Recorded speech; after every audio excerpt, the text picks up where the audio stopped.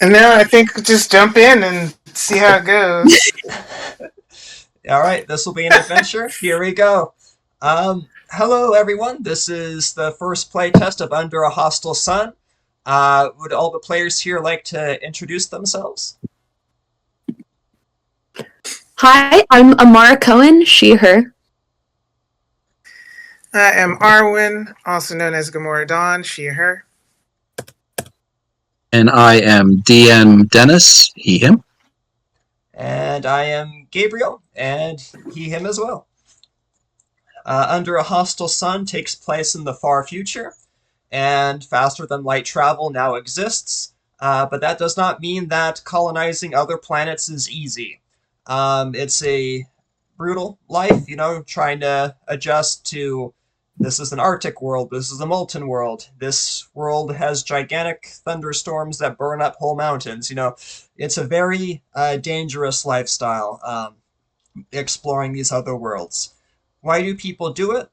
In part because the whole galaxy is recovering from a pretty brutal war. It's been about a generation, maybe, like kind of like the grandparents are alive that remember the war, but almost like how we are from World War II, right? It's not that long ago. There's still World War II veterans out there, but it's enough in the past that it's starting to be not forgotten, hopefully, but um, and that war upheaved a lot of planets, and that meant a lot of people suddenly had to move to different worlds. Or, if work dried up on their world, they got a job, exploring other planets to try to improve their station. Um, and that brings us to specifically who you are in this world. So we'll keep our yeah, Arwen, you first. Would you like to share with us about Tal'eshia? Oh, dang. Sure. Just drop me right on the spot there. Tal'eshia is a beast rider, and she, kind of her whole uh, worldview is that, all of the sort of horror that humans have encountered in terms of terraforming and space exploration and tech gone wrong is kind of deserved. Trying to strip or control or sort of divorce themselves from the natural world what's caused all of the chaos. And the farther out we go, the worse it's going to get. And so she's not super fond of other humans, only deals with tech in as much as she has to. It's kind of like if you don't have a cell phone in, our day and age, you're kind of up a creek. And so has one by necessity, but that's about it. And it's really kind of on, this travel tip around the galaxy to reconnect to different kinds of different parts of the natural world. And even if they're exceedingly hostile, it doesn't matter. It's critical to her well-being to connect and stay connected to the natural world. Hmm. Awesome. So very much connected to the natural world, and also tell us a bit about Taleshia's favorite connection to the natural world. What's your steed like? Oh, you mean my galactic Komodo dragon? Um, yeah, so large lizard, very large rideable lizard, um, capable of walking on magma, which I think will wind up being rather convenient on our current journey. And not particularly friendly beast, but it's more one of those kind of creatures where as long as you don't mess with it, it won't mess with you. And yeah, but can be a little bit temperamental, so just kind of watch your step. Mm-hmm. Alrighty. And Mara, share with us about how do you pronounce Kola? Kola. Kola. Okay.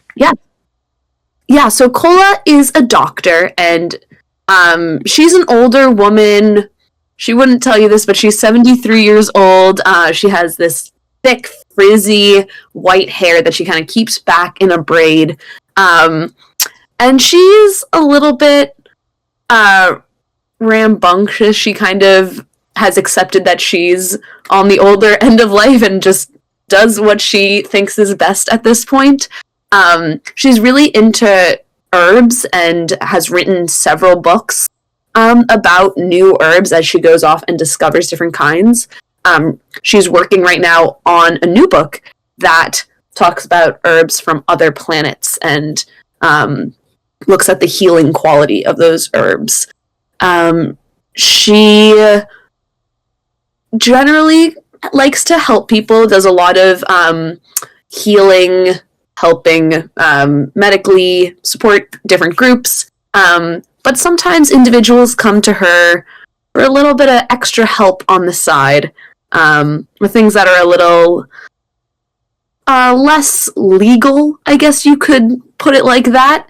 And sometimes she steps in if she thinks that it's a morally just time to intervene. So there's some gray area in her distribution of the herbs that she finds and teaches about. So that's Kola.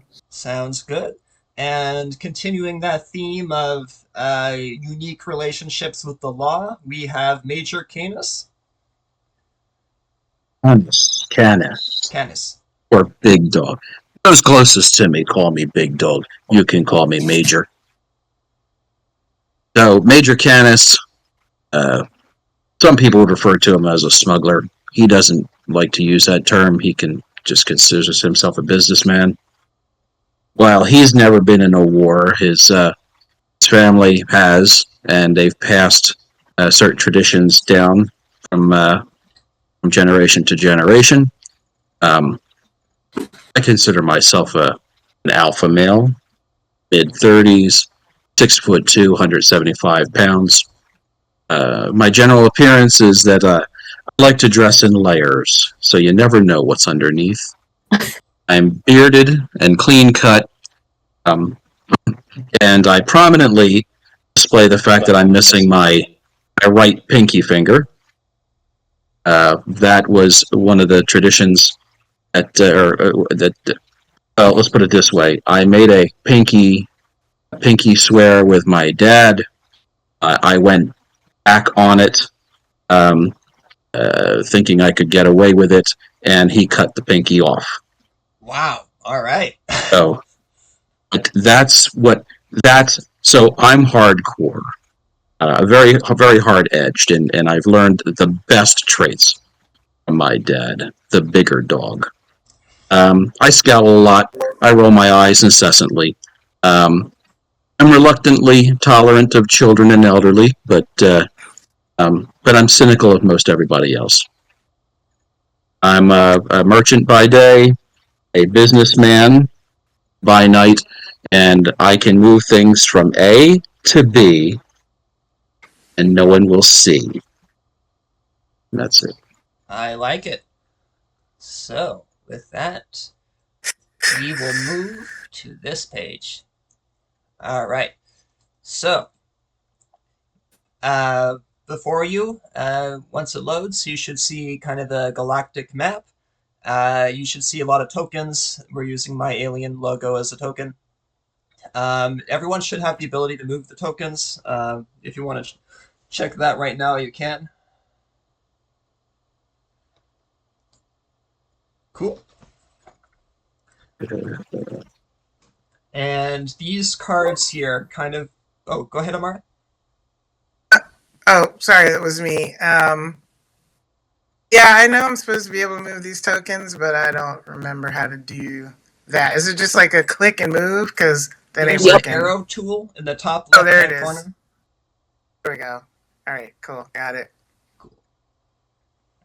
So these five cards here kind of represent the resources.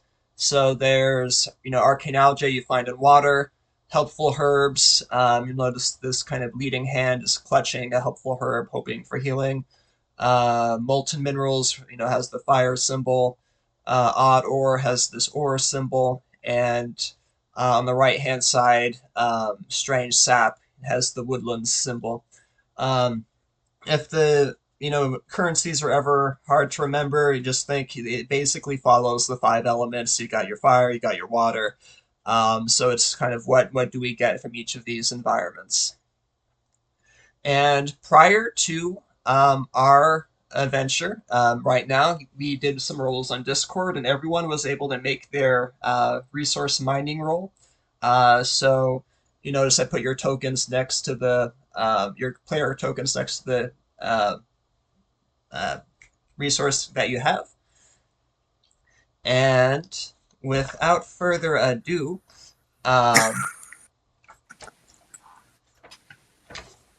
let's get into it.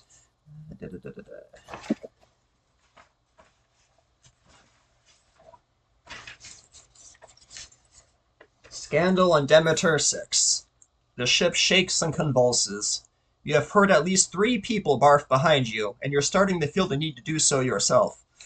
This part of warp jumping is the worst, getting back to the normal laws of physics.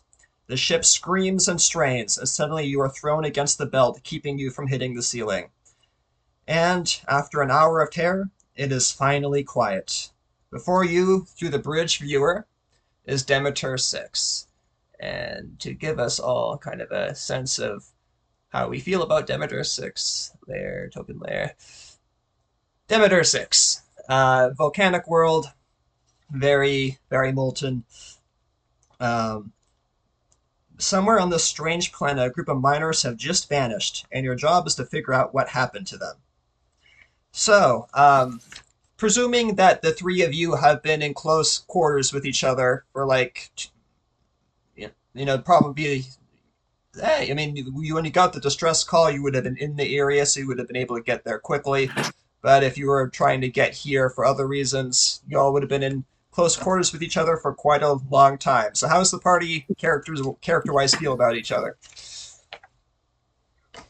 I think Kola has been trying to get Major to laugh and loosen up a little bit. She keeps trying to give him some herbs. She's like, "You just try a little bit of this. Just have a little bit more fun. We're almost there. We're gonna have a little adventure, but this could be an extra fun adventure." I feel like Cola's probably the only one on the ship smiling. Yeah, no, Cola's having a great time. She's like, "We're gonna go find things. I have a friend that we're gonna go see." She's having a great time. She's also interested in seeing how. Sorry, remind me your character's name. Alicia. Leisha? Alicia. Okay. Alicia.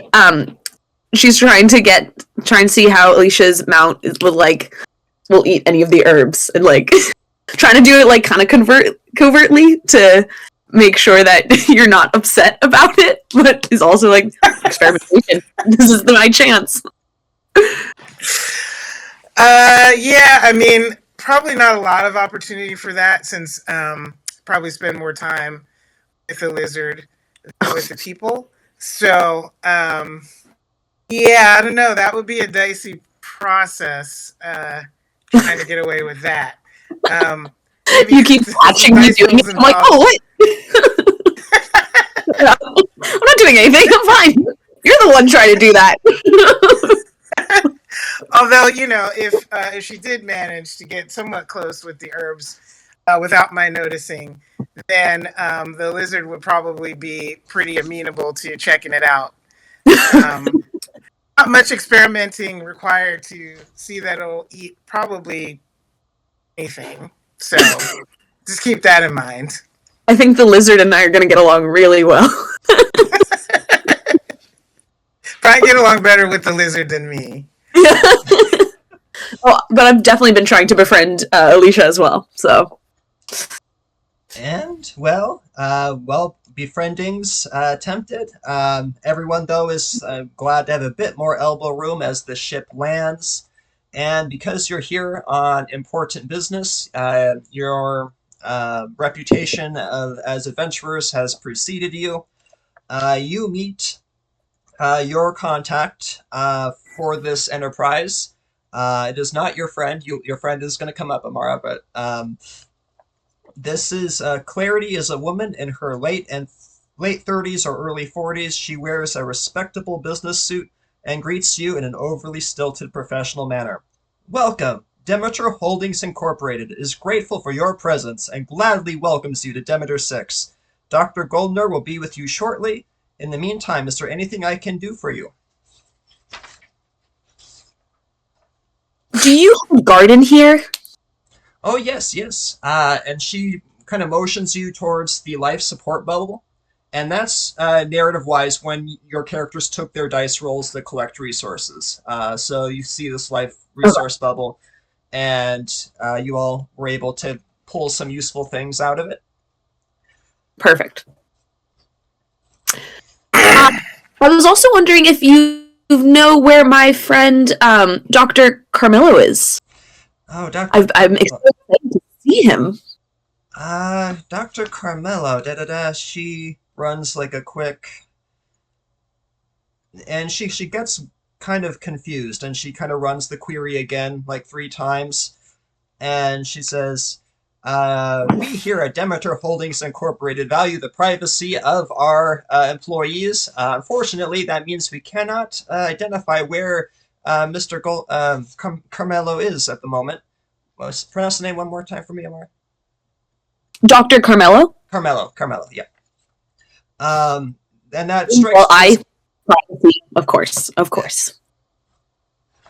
Oh, that strikes you as odd because clearly she doesn't know where he is, and this isn't a huge colony. It should be... Something's wrong. Okay. Yeah, I think Kola isn't sure if it's like if she's doing something sketchy, or she knows Dr. Carmelo's like maybe he's doing something sketchy. Like it's could go either way in Kola's mind. And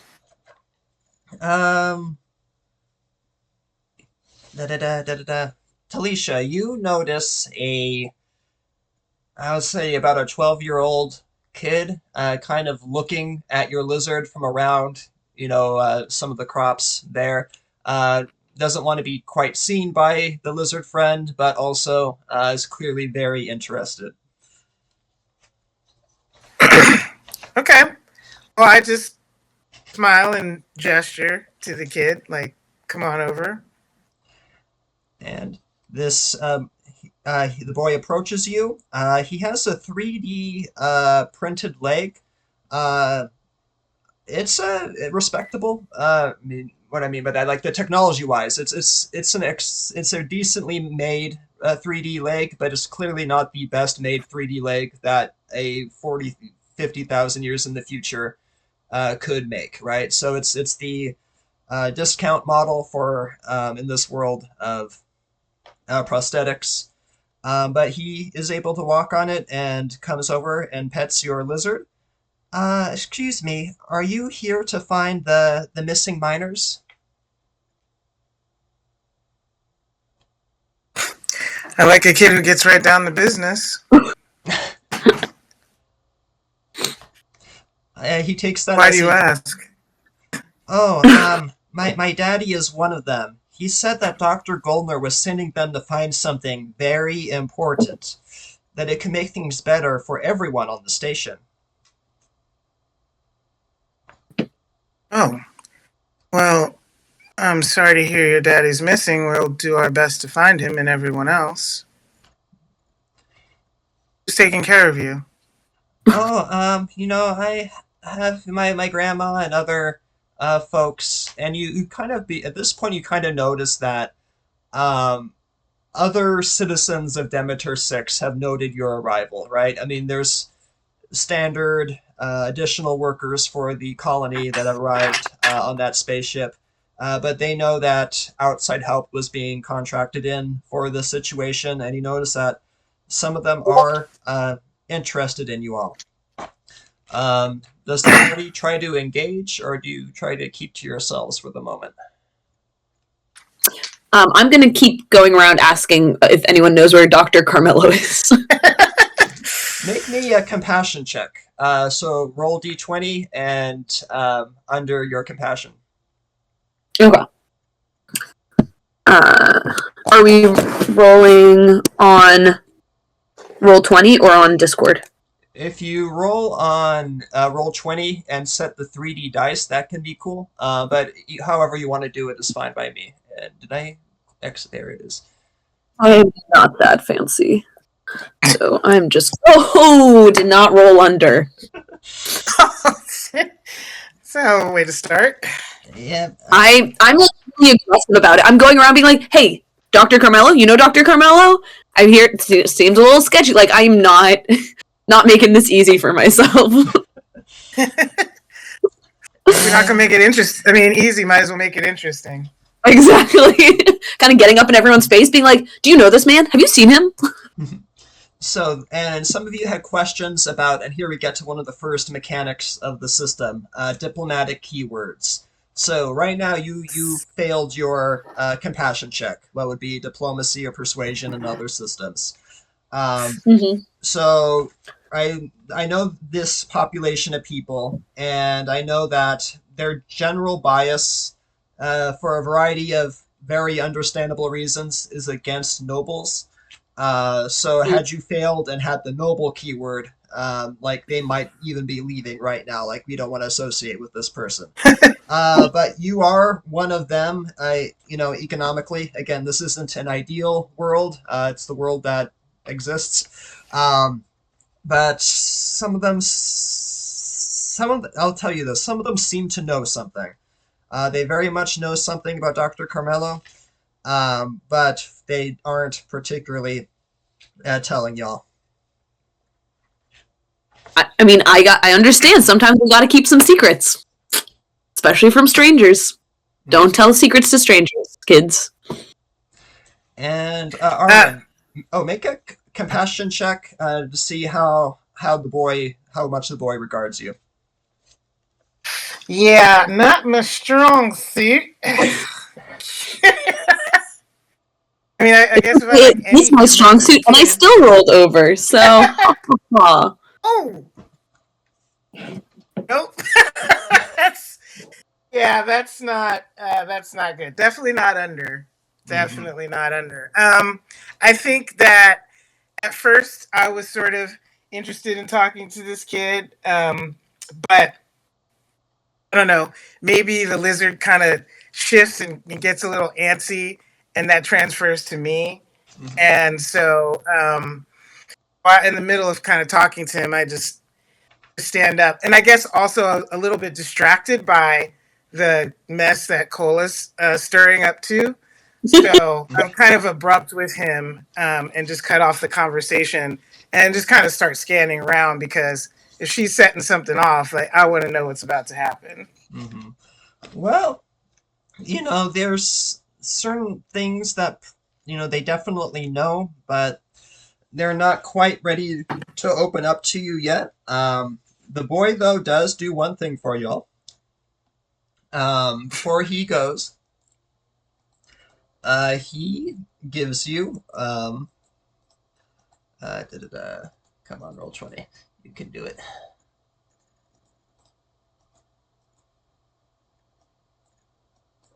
What just happened? That's why I'm just sticking to good old-fashioned dice. Cool. There we go. Can we all see the dog now? Yeah. It's a good dog. No. Don't. Yeah. Oh, it's so big It's now. D6? I can't see him. Yeah, Oh D6. my god. And Roll20? I love D6 so much. There he is. Thank you for recommending that name, by the way. That is the perfect name. So yes, you all have D6, and this little card is he befanged? He does have fangs, but he's a good doggo, very good doggo. They're vegetarian fangs. I don't know about that, but you are on the do not eat list. So, How big is he? So Tal'eshia, I think since you're the Beast Rider, you're the one that's kind of taking control of D6. D6 is going to follow you around. His main buff that he provides to his controller is that you get a 50% spot chance on creatures due to his nose. And that's a free action, so no need to spend that. You also have a pool of 3 points that you can use on a point-by-point basis to change a roll downward. Again, downward is better for might rolls. So again, that represents D6 going above and beyond to help you with something should you need it. So you have those 3 points and this smell chance. At this point, you all see Dr. Goldner. Dr. Goldner is he's clearly a very wealthy person and in control of this station. Hello, adventurers. I can download to your data pads the last known coordinates of the mining party and their their mining route. We lost contact with them early in the mission. The mission was a simple mapping mission, seeking deposits of plasma to be mined for hyperspace fuel.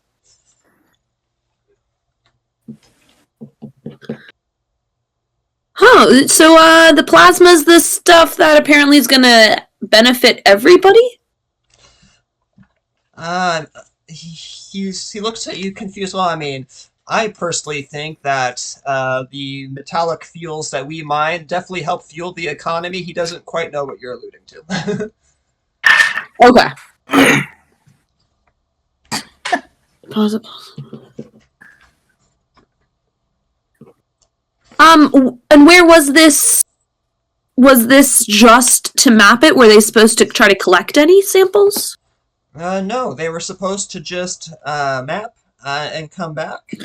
And so it was quite a routine mission. And also, even amongst routine missions, one of the easier ones. I'll allow anyone to roll dominance as like an insight check, kind of. Okay. I ask him where Dr. Carmelo is and then roll dominance. Sure. Oh, Dr. Carmelo. I rolled under. I'm like, you will tell me where Dr. Carmelo is because I understand that this is going to be important to this mission and we need all of the information so that we can be as helpful as you want us to be.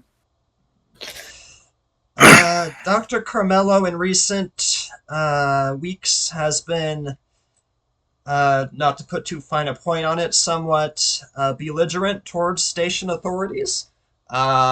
We don't know where he is at this time. He's missing. Dr. Carmelo, the person I came to see, is missing. I made such a long trip to get here. Oh my god, I hope I'm compensated for my time. Wow. Well, maybe he'll pop up. Again, Demeter VI, Limited Liability Incorporated. Again, when you got the transmission asking you to come here, there was like a little box that said, I agree at the end of it. You all click that. But yes, if you can find him, it'd be much appreciated. And you get the sense that he's angry at Carmelo for something. Carmelo has done something, and he is not particularly happy about it. I rolled right on my dominance score, so I don't know what that means. It's not under. So. Meets beats. Meets still beats. Yeah. Meets beats. Okay, cool. All right. You get the sense that he's not lying as such about the miners supposed to be on a routine mission. He's definitely holding something back. But he doesn't seem particularly interested in sharing it. You think that what's being held back is something about the purpose of the miners, or something that would have made the mission less routine. So I say, you said it was supposed to be a routine mission, but obviously it wasn't. Why not? You landed right on it. I'm looking at your diplomatic keywords. What are they? Find it? Yeah, I found it. He's Okay. He says that in recent weeks that some miners have been, seeking items of value for themselves and not reporting them into the company. He suspects that this routine mission got sidetracked because they wanted to accomplish some goal for themselves and not report those findings to the company. He says, though, that that's just speculation and that he doesn't want the media hearing about that, and all allegations are unproven at this time, but that is considered a possibility. He uses a lot So of right now we're going with blaming the miners for their own disappearance. Again, we here at Demeter VI Limited Liability Corporation take full responsibility for the welfare of our citizens, but you get the speech. Right, okay. So does he give us, is there a file or something that we can look at with more of the details? You Or have where are we a file acquiring? kind of acknowledging that you're looking for about 8 miners. You have their basic fact sheet. If you add Dr. Carmelo to that, that's 9. Interestingly, he in your conversations both with Clarity and Goldner, Carmelo sticks out from the crowd. They're mad, or seem to be holding back that they're mad against the miners for something, but they seem unusually, in particular, upset about the Carmelo situation, whatever it may be. Okay, so we don't know, when they disappeared, where they disappeared, their last known location. You know that they lost contact after some sort of an earthquake. And you also learn from the... Actually, go ahead and someone roll... the whole party can do this. Everyone can try. Roll tech to analyze the 3D models of the cavern. Sure, miracles happen. I'll roll my tech. 11 under miracles 17. Not happen. Yeah, that's a failure for me. Nope. And Dennis, I think Big Dog's criminal background might actually help you here, especially, you got a good roll and you have that as well. You notice, there's an efficient way to map out a mine, right? If you just want to, just the facts, know what's in the mine, right? You notice that in several places, that kind of efficient protocol is not followed. And one possible reason for this is that someone doesn't want something in part of the mine to be found, and so they're making it look like we're checking everywhere, but, under the standard, why did they suddenly take a turn down this cavern instead of checking out both? It actually does make credible to you that someone is hiding something, and that whatever it is that is to be found in this mine probably explains the disappearance.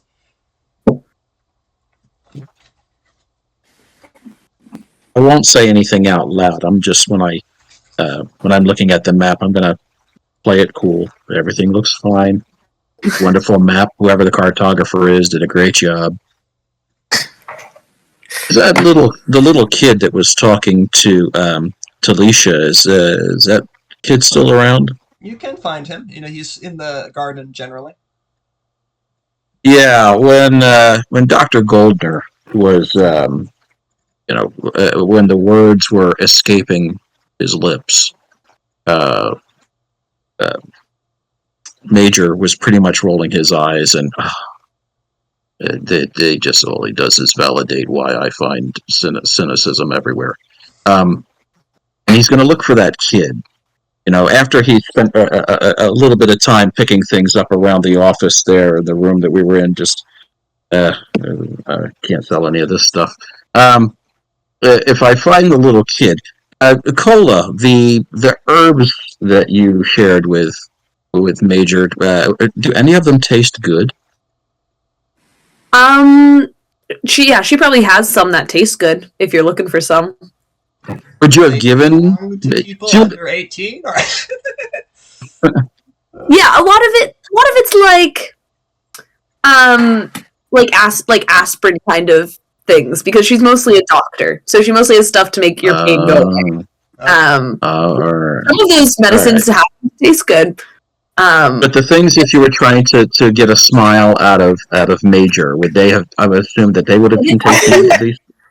They'd probably not taste actively bad, but like Bean Boozled, where you're getting a weird flavor of jelly bean situation. Okay. She was probably giving you like the more strange flavors to see if she could like get a reaction out of you.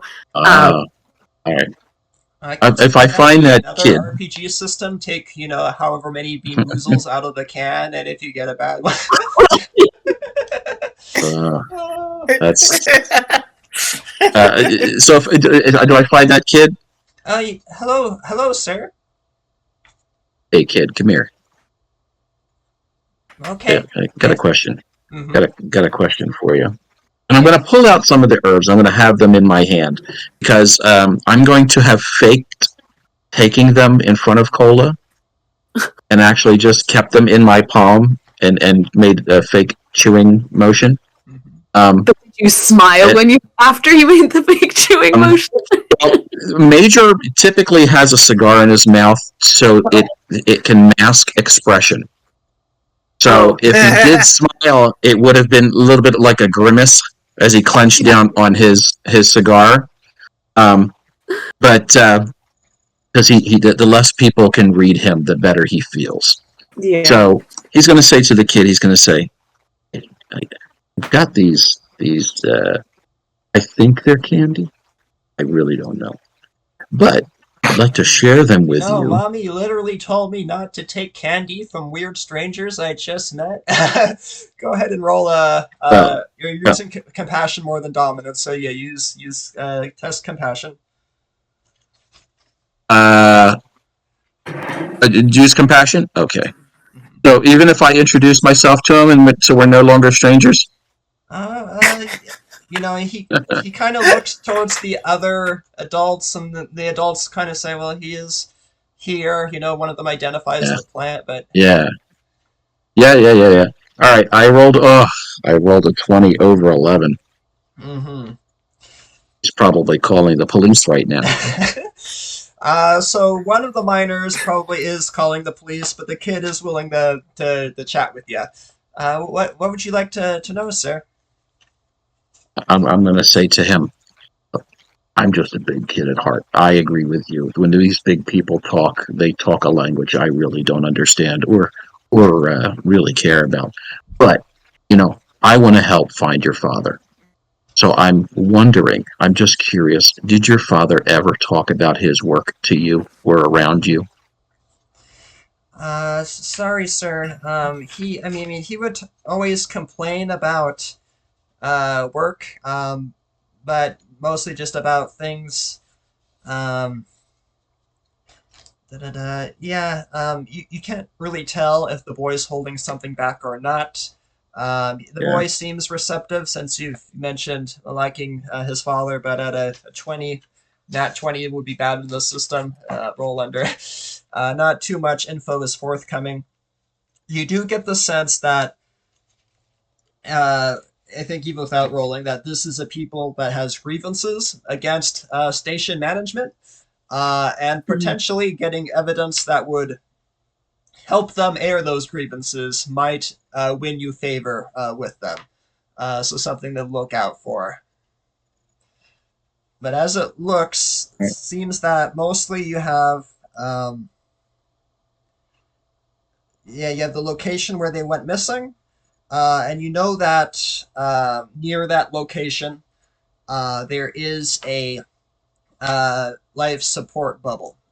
So there'll be a few parts that are quite dangerous, but once you can get to that life support bubble, maybe there's some information there. But also, it's a place where the magma is not actively trying to kill you. While that's happening, could Kola go look for Dr. Carmelo's office and ask where it is to see if she can go and find anything there? Mm-hmm. Or even his living quarters, or just anywhere where he might. Make a focus check, kind of looking down clues type of deal. Yeah. Okay, I can focus. Let's see. Gabe, does this game have I can focus so well. I'm so focused. Mm-hmm. Sorry, go for it. Okay. Go ahead. So does this game have critical failures or things like that? Since I think I rolled one. Dennis rolled a 20 over 11. So again, at least some of the mining community, is not happy that you gave food to their kids without going to the parents first, for obvious reasons. So maybe Big Dog shouldn't be the face of the party in certain sectors. But Kola does focus. Let me pop back. Awesome. And so you find a lot of documentation.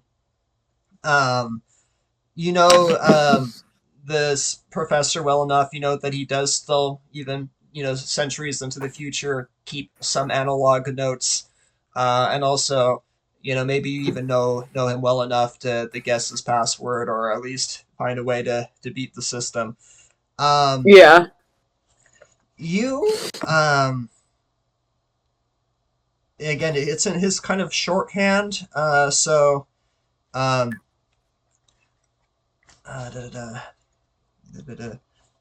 he writes, Apollo not convinced, mission still happening,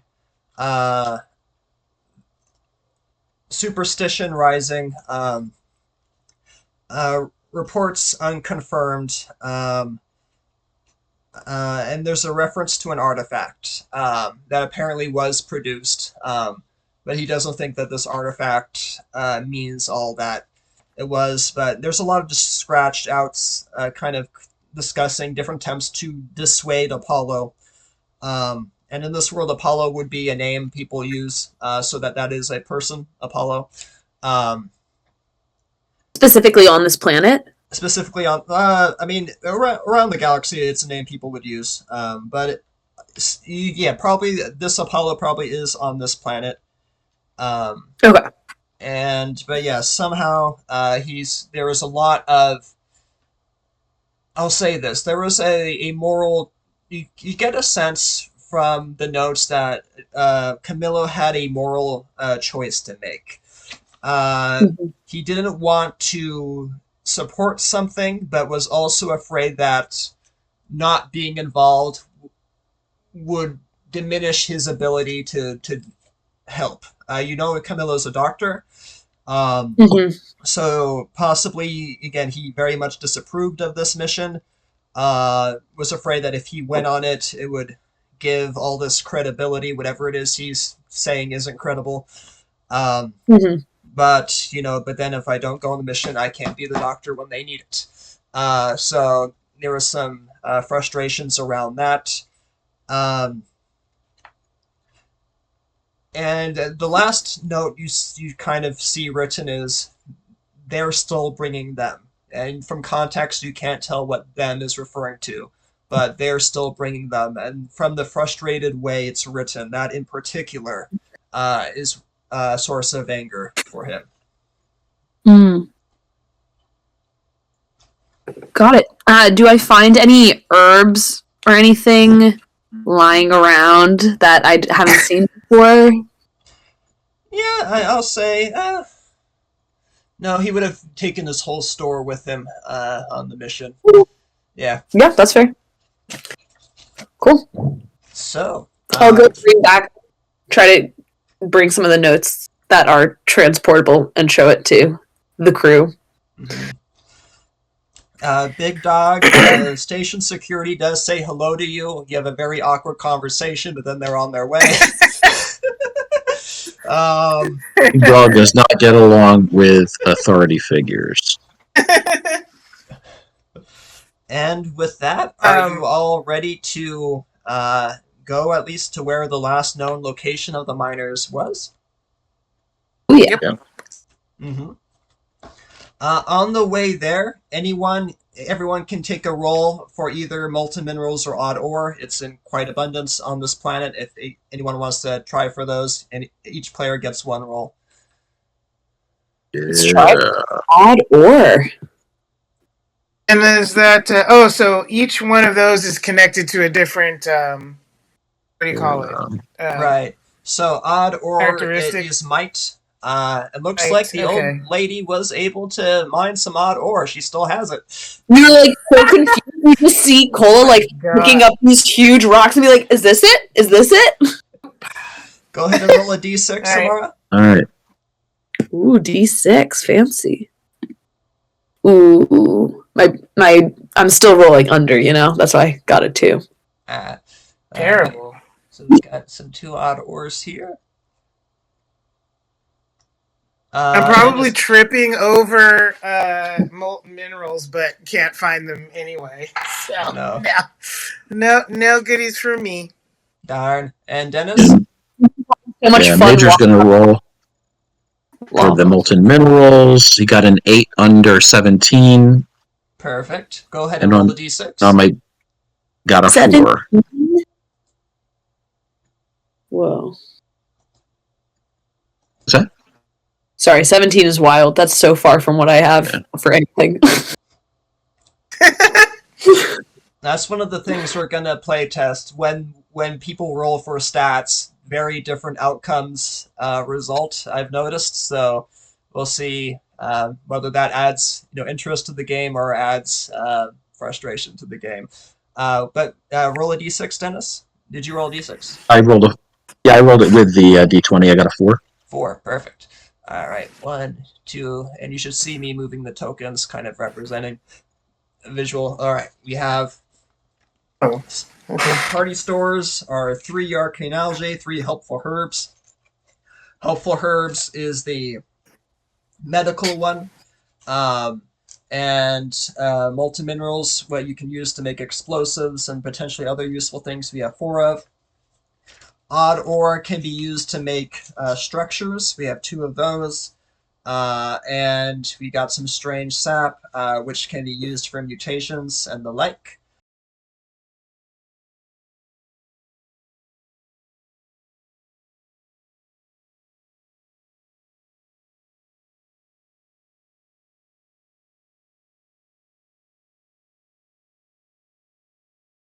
This isn't a combat, right? This is exploration. It's exploration in extreme circumstances, but it is exploration. The players can choose who does what first, right? And there could be some strategy to that. Tal'eshia is the fastest character.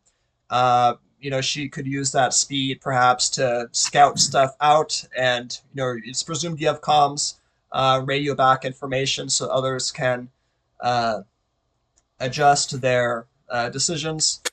Keep in mind that you have d6 plus 4 opportunity. And ideally, you need to be inside the bubble by the time that opportunity runs out. And I'm the only one who knows exactly how much opportunity is there. So there's some risk reward. And with that, you guys enter this mine. You see a large clockwork device that you recognize as part of what was once a mining apparatus. You see that one of the life support bubbles has failed. Luckily, though, you do not see any evidence that there were occupants inside when it failed. However, once you enter this magma chamber, to your surprise, a swarm of bees flies out. And by bees, I mean bees that are the size, they're bigger than D6, right? These are pretty huge bees. They don't attack you or anything like that, but they also just don't care that you're there, and they're willing to fly through you like an object. So I need everyone to make me a pest resist right now. Oh boy.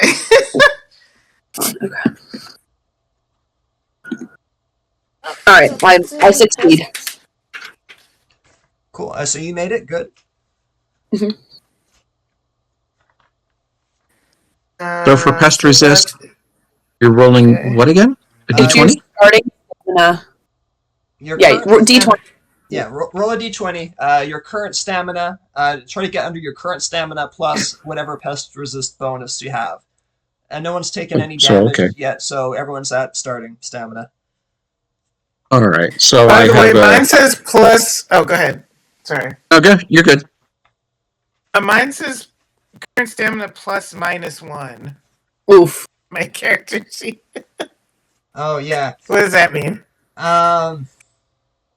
So basically, one thing I think, like this game designer's notes, because of the whole time factor, having the fastest speed is a pretty powerful characteristic for a character to have. And so the current Beast Rider resist stats are fairly low, as you see on your sheet. That's because I'm worried that giving them the fastest speed might make them the most coveted character archetype.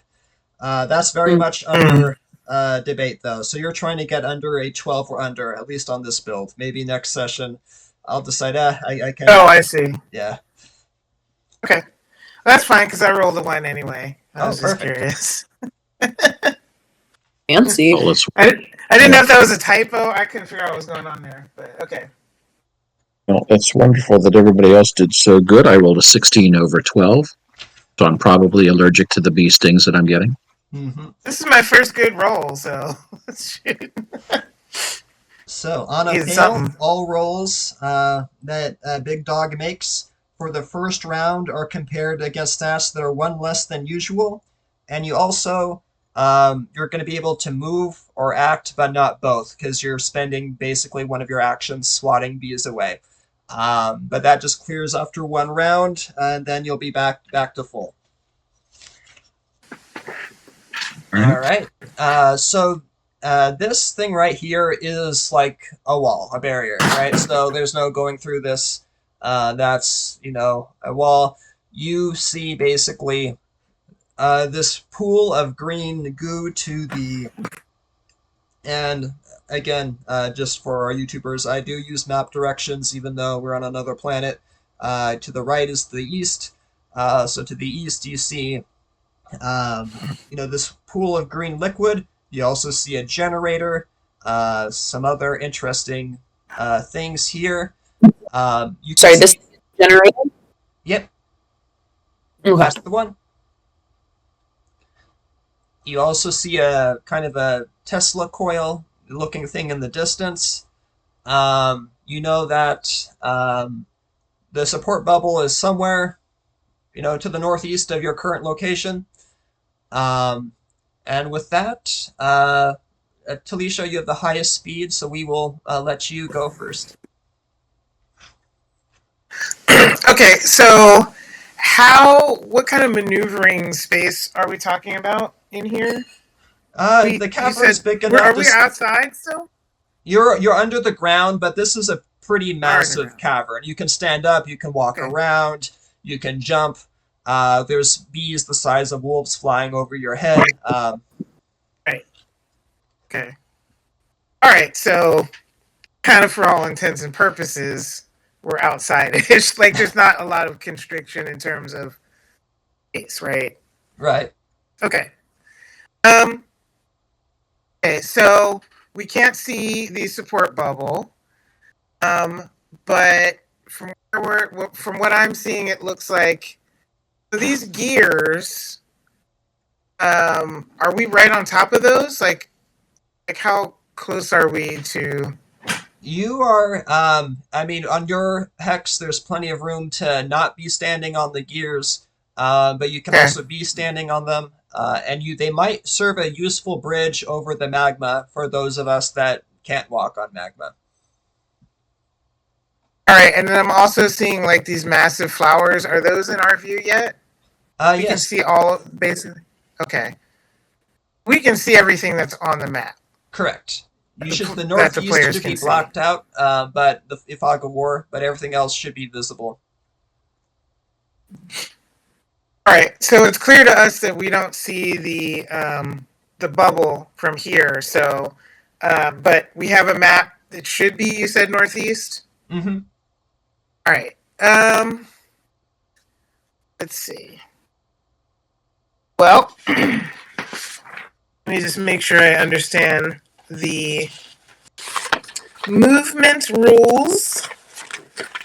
So my movement is 5. Mm-hmm. That means I can move 5 hexes. 5 hexes in any Okay. direction. All right. I should mention one more thing about the bees. You think it would be possible to tame a bee, should any of you feel the need to do so. That's one of the Damn. creatures. In case we want to ride. Hmm. I'm not going to focus on that right now. I already got 2 animals that I need to worry about. So, all right. So then I'm going to move. Let's see if I can get control of my. And one more thing. Can I should take mention. people? Go ahead. Go ahead. What? Oh, Can I what I was take going to say people is with for me? non-mounted people, the gears will be difficult terrain. Your lizard, gives you certain benefits, when walking on difficult terrain, so that won't impact you. But other people should be aware of that. Go ahead, though. Can I take anyone with me? No, the steed can only carry you at that speed. Okay. All right. Okay. Then I shall move. 1, 2. Oops. I don't know what just happened there. And what is this here? What are these little what's this here? That's the it's Stonewall. Oh, okay. Trying to reveal more areas for you. There we go. Sweet. So what do I see right here? You see some mining equipment. At a distance, you can tell that it must have been used recently. It's potentially something that the miners would have touched before their disappearance. All right, so maybe some clues there. So I'm going to go ahead and boom, hang out right there. Cool. Go ahead and roll d20 for d6 to see if d6 smells anything. All right.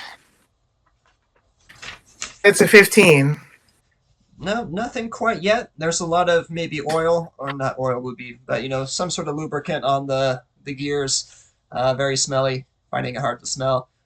You can make a focus check, though, if you want to investigate. Okay.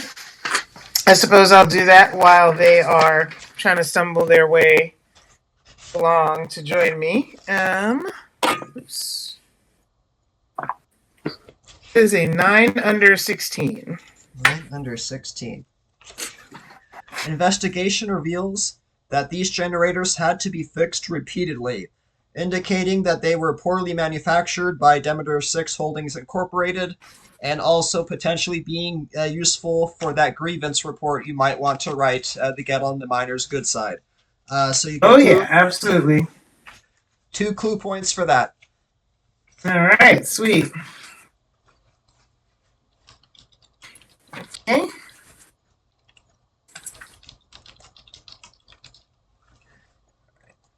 Can you remind us like what our speed is going to be as regular people without mounts?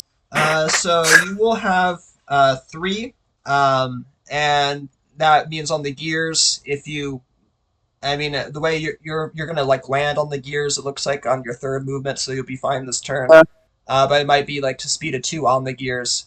Okay. Yeah, I'm just gonna. Oh, go ahead. I was just say I could keep. Can I keep moving, or do I have to? I did another action, so now I'm just here. You can finish your movement, but you won't be able to do anything else once you get there.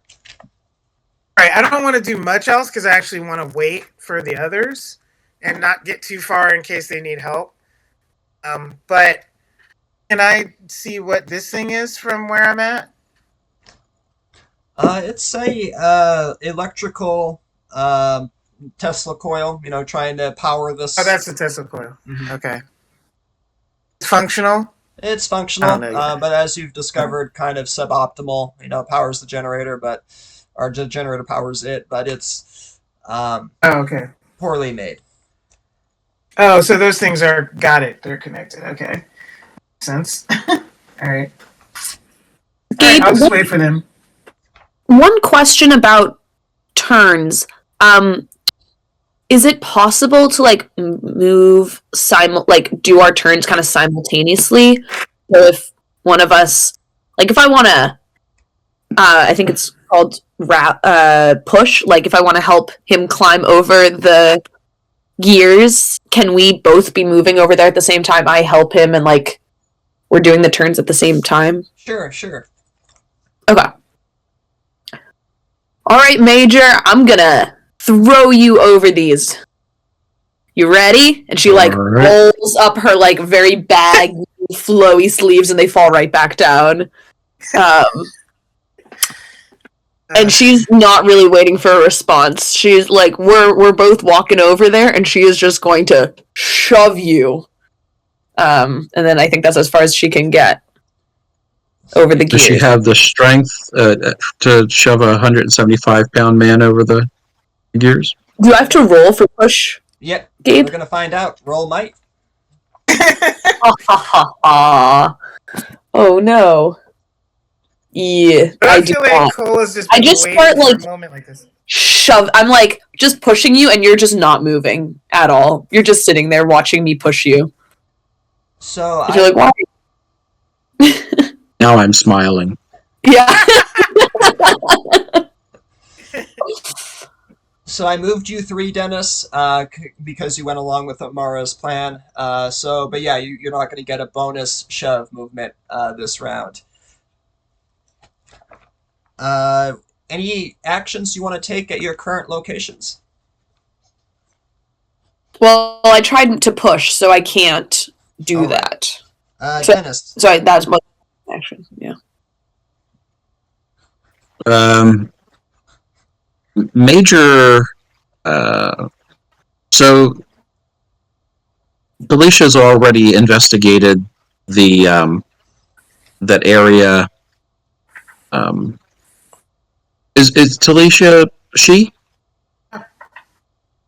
Tal'eshia's already investigated the area where she's at. I'm too far from the Tesla coil to investigate that. Can I turn around and just look at that gear wall again and see if there's anything interesting about? Because I just find it fascinating that they used gears to create a wall. Sure. Go ahead and roll focus again, kind of an investigation check. Sure. Right. So, okay. And I rolled a 1 under 14. Nice. Hit both ends of the scale so far. So on a crit, You find that these crystals, like you just have a lot of insight at a natural one, can be mined as molten minerals or odd ore, should anyone want to stock up on those some more. You also, and again, out of one, I'll say it's close enough to you where you can do it. Arcane algae can be found in this liquid, which is interesting because there's some sort of water-based thing in this climate, and that's quite scientifically impressive. So from your locations, I'll say with the natural one, you're close enough to mine either the crystals or the arcane algae. But you discover that. You also discover, out of one, what you discover is this, and this will also be worth 2 clue points. The report says that a single transport of miners went missing. The bends and the gears, kind of the equivalent of footprints, show that there were 2 transports. There's a second transport that is not recorded in the files and not been disclosed to you by station management if they know about it.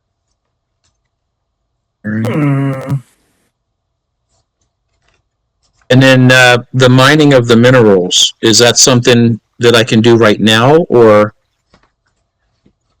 That is an action. or is that that is okay? So I've already done my action with the investigation. Okay. Is it like a It's I hate to use D&D terms, but is it kind of like? Are there any minor actions? Can I like say, hey guys, there's molten minerals and algae here? You can combat banter, for lack of a better term. Yeah. Okay, that way it gives them the opportunity on their turn if they wanted to mine them.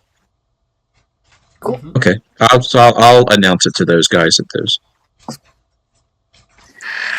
Am I close enough even to do that? You are the furthest away. Right. So You're close enough, we'll say, for the molten minerals, but not for the algae. Okay. And how long, are we basically burning opportunity here while we're stopping to mine things? Correct. So we just had our third player take their turn. That completes 1 round. So 1 opportunity has vanished. Okay, but it's not going to take another opportunity. Like, if we all stop to mine, it's not going to take the mining is part of our turn. It is part of our turn. Okay. Yeah. Cool. Thank you. So now the environment goes. Now the environment goes, and I am going to roll some dice. First things first.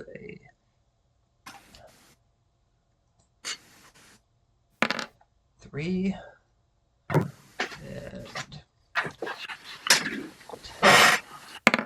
3 and 7. 1, 2, 3. 1, 2, 3, 4, 5, 6, 7. All right. I don't know if you all can see, but there are numbers on the grid.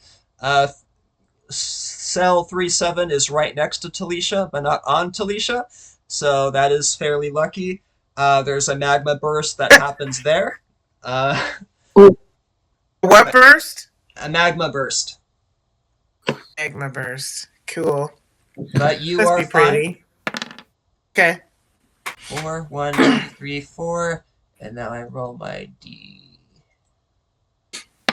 My lizard's sticking his tongue out ooh, like a little kid trying to catch snowflakes.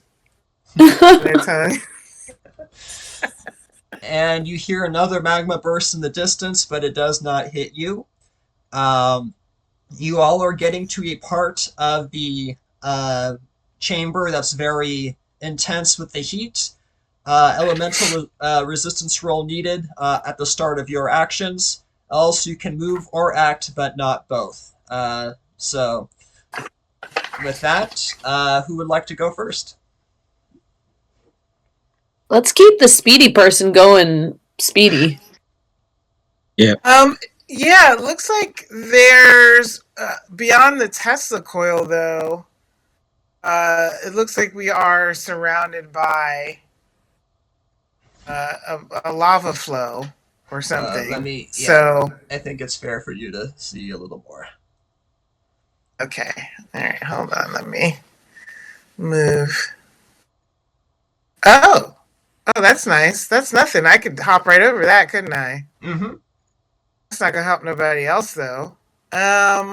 They can make that thin of a jump. They probably can't jump, over. Where's my arrow? Over here, right? This would probably be too far to jump. But this. Okay, but but right here, you could do that. I can do that. I'm estimating. Mm-hmm. Definitely, and Okay, cool. being on a hex, that has enough land to stand on, Okay. but still is on the lava. Ending your turn there does end you in an elevated impact hex. So Sure. Okay. keep that in mind. All right. Well, I don't want none of that. So, I'm gonna move. God. There we go. So then I'm gonna move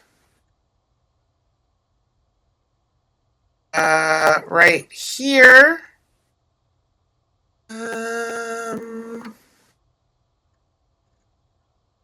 Nope, not right there. And so no matter where I stand over here, I'm kind of a little close, but You're trying not to do on that square is safe. Yeah, that hex is safe.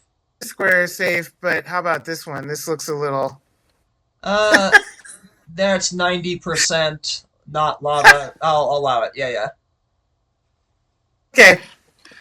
Because again, I'm trying to get out of the hot zone, but still stay close enough to get to my companions in case they need some kind of aid. Mm. Sounds good. Since they're lagging. Go ahead. Can I see anything? Go ahead. I need to roll for a D6. D6. Did you say roll for spot? I was gonna say roll for spot, but yeah. Am I rolling for him again? It was what? D20. And he has a 50, so 10 and under is good. Okay. Woo, 7. 7. All right. He starts barking in this direction. Like right here in particular. And I'll allow you like a free focus check to see if you can spot what he's barking at. All right. 8 under 16. Perfect.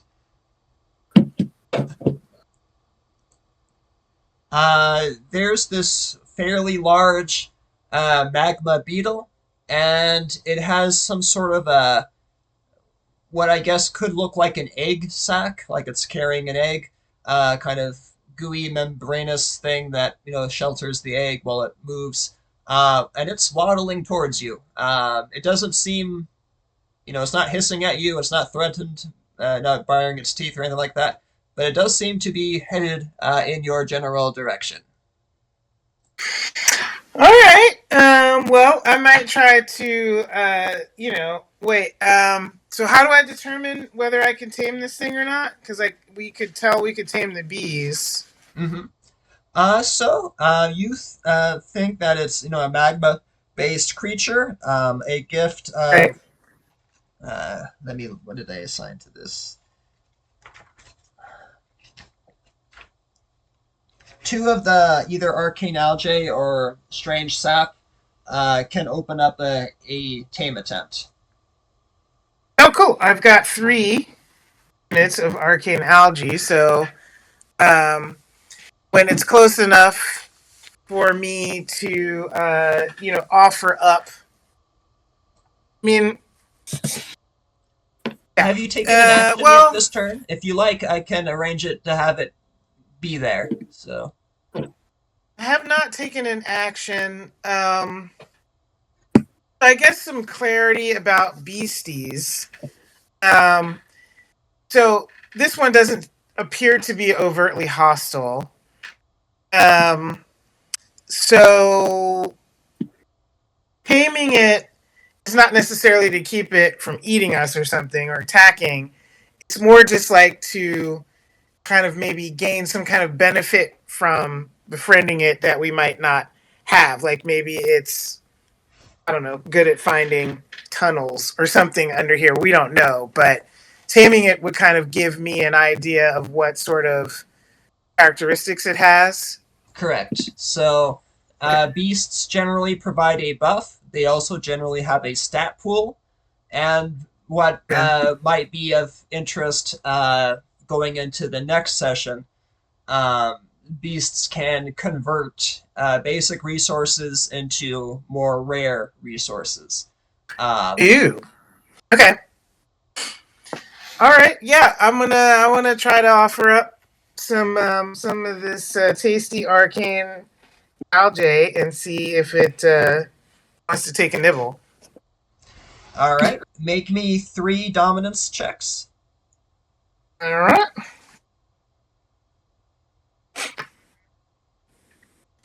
9 under, 10 under, 8 under. Sweet. So yeah, for some reason, this beastie, sees that you're in command of this giant lizard thing. It sees you are a good hunter and can provide useful resources, and it seems more than happy to chill out with you. Yay! And with All that, right. GM info overlay. There. So, I can't see that. Can you see it? No, but I have everything really small. Oh, the molten beetle card? Yep. Could you it's a little, I guess if we oh yeah, now I can see It's it. perfect. Okay. Okay, so +2 to stamina, 3 molten minerals for food. Carry 300 pounds. Ooh! Ooh! It'll give us mithril. That's very nice. Very useful friend to have. Definitely. Right. I'm going to make that a little smaller. Put it next to D6 here. It's got distorted due to the hexes, but we know where it is. All right. I think that is... Big Dog and Kola, you see, you're all trying to dodge lava and whatnot, and you see, your coworker making friends with a giant lava beetle. Isn't that sweet? Making friends with the lava beetles. And I'm gonna look really happy as I go. Ooh, I'm gonna try to clamber over, and I would love to go try to... Oh, I can't make it that far, can I? You can probably move 2 this turn, because you always have to, unless someone pushes someone. Okay. Can Major help? Oh yeah, could you push me to this one? Kola over? Yeah, could you push me to that? Yep, go Yeah. Give me a ahead. little... You want to... That's my... Yeah. Go ahead and try that, Dennis. All right, let me, so my might is, oh gosh, you'd think that a big guy like me would be better than that. 12 over 8. Darn. You keep like trying to... This time you're like, this is how it's done, and you reach down and like, grab your hand. I'm like, I'm too short. You don't, they don't notice this, but you can kind of see the molten beetle silently judging them. So remind me what the flowers are? Molten mineral mining site, or odd ore. Crystals, yeah. Okay.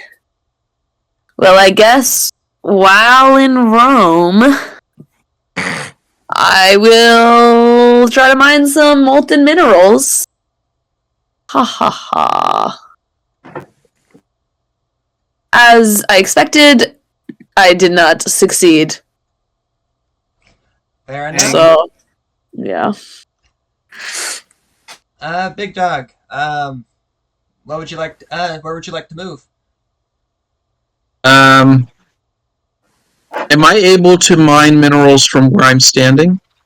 Molten minerals? Sure. All right. That's what I'm going to do while I'm there, since I have an opportunity to do so. So I roll technology. Okay, now we're fucking. Oh, 14 under 17, close enough. All right. Roll a d6 plus 1. D6 plus 1, and that's a 5 plus 1, 6. Nice. All right. So we got plenty of molten resources for alchemy uses. Well done. Gore. Nice. Those will feed the pets too. Definitely. Would you like to move, All Dennis?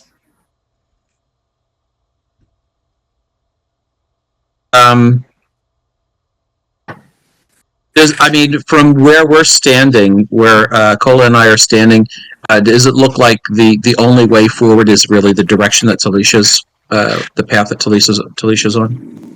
Pretty much. To the east Okay. here, there's a lot of resource mining opportunities, but not much way forward. Okay. And then can a person occupy the hex that has the Tesla coil, or if there's an object there, you can't really? It's a big apparatus, so it's meant to be worked on by a human-sized person. So yeah, you can stand there. Okay, it's going to make my hair stand on end probably, but Yeah. So I think that hex is the only one that I could really go to at the moment. So that's where I will go for now. Cool. And My third would take me into the lava. So. Mhm. All right, that is round 2. Everyone, again, you're in the heat chamber now, so make your elemental resists. Oh no.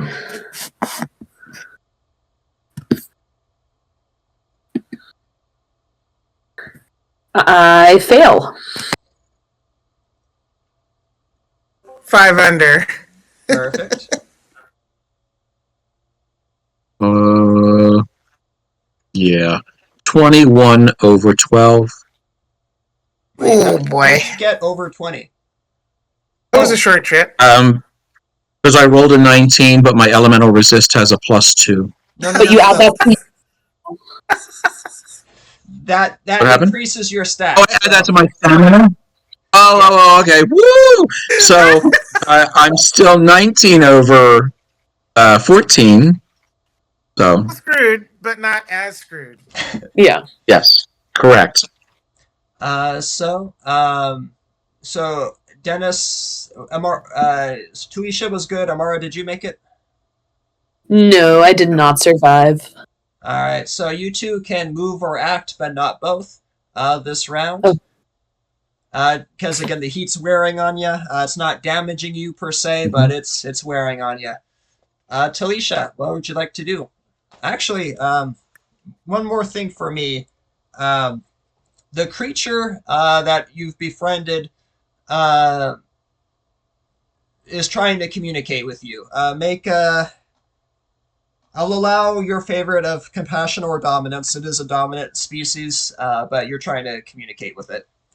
And that's a free action. Yeah, that's definitely going to be dominance for me. Chris, a D20. Oh, let's see. Ooh, 1 under 15. Nice. You think that it wants to give you the contents of its sack, and it thinks it's being very helpful in doing so. Do you want to? Do I think I want the contents of his sack? That's a great that question. just sounded so weird out loud.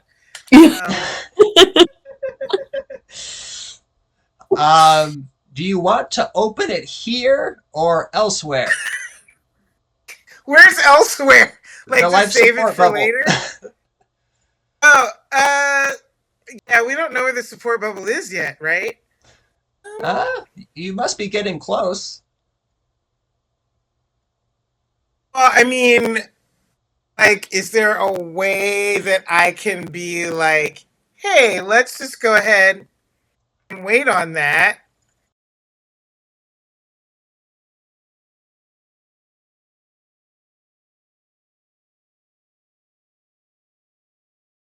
I don't know that I want to, because that would be an action, right? So I don't know that I want to like stop and like deal with whatever is going to happen. I mean, True. it could be helpful. Interacting I with don't know, but yeah. So you can motion to wait till later.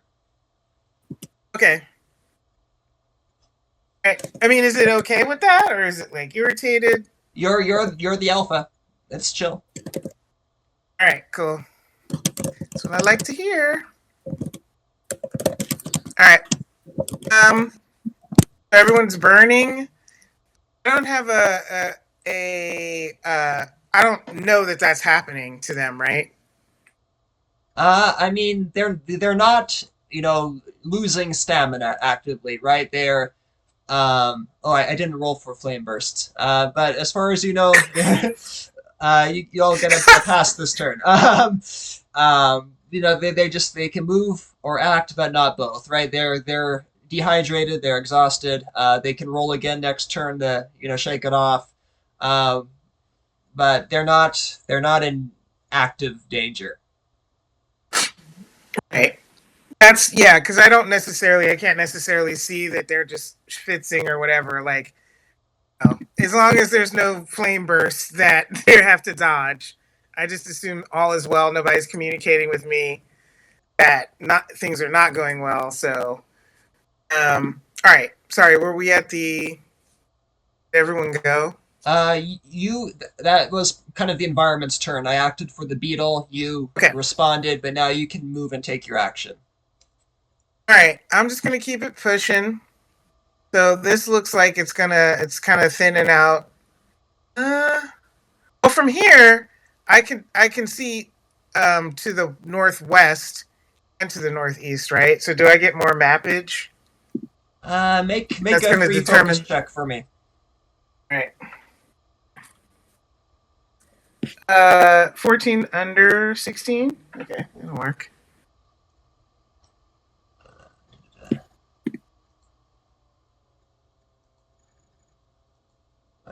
My screen got messed. Because this looks intriguing. What's going on right here? That is the life support bubble.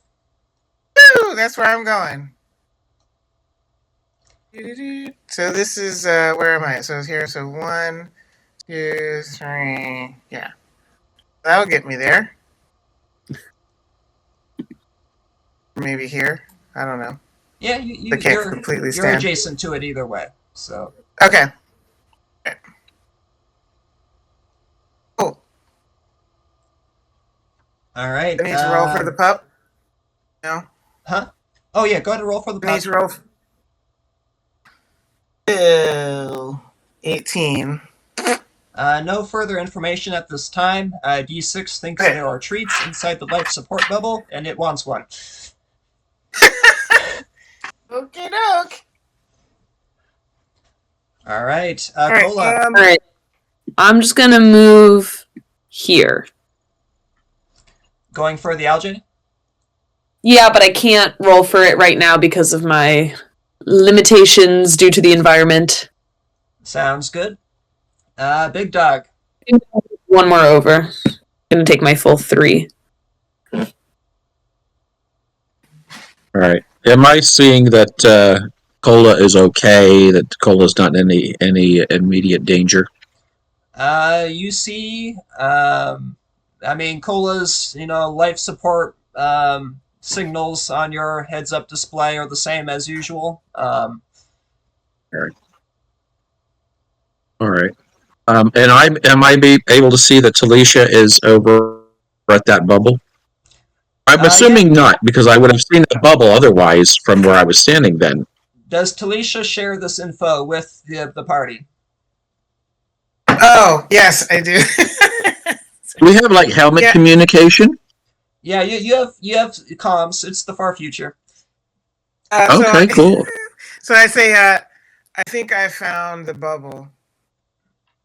Tal'eshia was a little And distracted with her new friends, but then remembers, oh yeah, there's humans I have to take care of too, and radios the location. Um, actually, I'm probably just gonna move. Here. I can't take an action.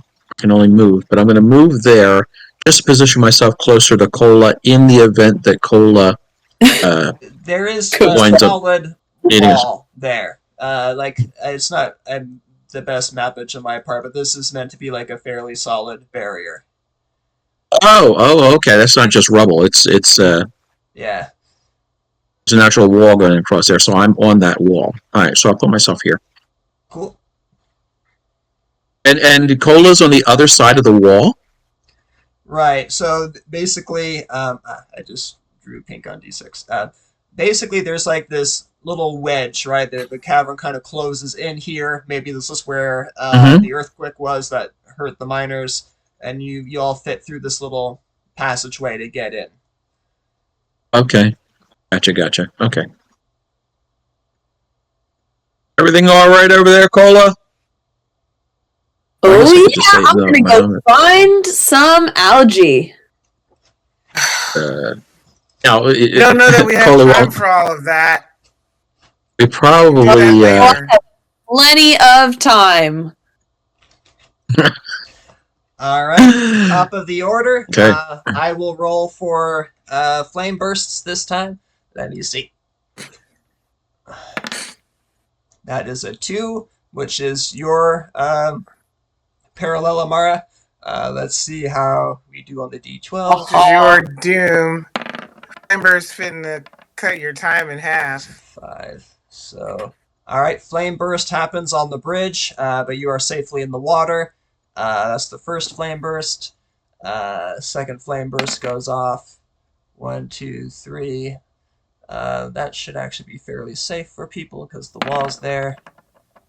Did I speak? I just spoke too soon. So 3 and 9.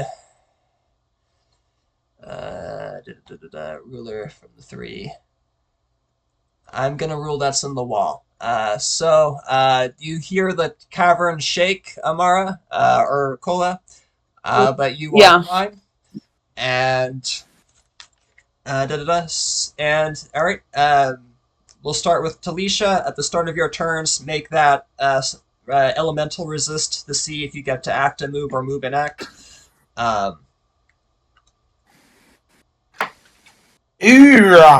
Nope, that's a 19 over 13.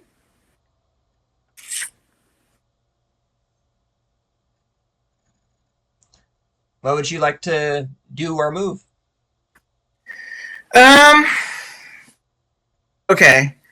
So, let's see. And I want to, from where I'm at, I can't see a way into the bubble, right? You can enter the bubble. It's a standard life support bubble. You know the protocol, yeah. Oh, okay. Then just pull it up. Cool. All right, I do succeed.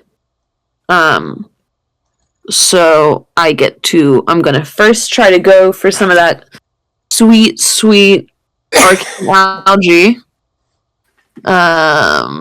Yes, I get my sweet arcane algae D6 to see how much. Yep. Nice. Yes, I get so much arcane algae. Too bad you will be too dead to enjoy it. Rough. But at least I got the algae, which is very exciting. So then I'm going to start making a break for it. 1. That's the wall. Again, and you said, bad mapping on my part, but that is the wall. Okay, so do you have to go backwards to get out of there? Pretty much. Like here? Basically you need to follow the water and get back to the gears. So like 1, 2. Oh, you say. Yeah. 1, here. 2, 3. Yep. Wow. That's rough. I didn't realize that. Oh, yeah, I might be a little dead. I guess a little dead's better than a lot dead. Okay, I'm the doctor. I'll just stab myself with something. And Big Dog. Do I know what's happening over there to Kola?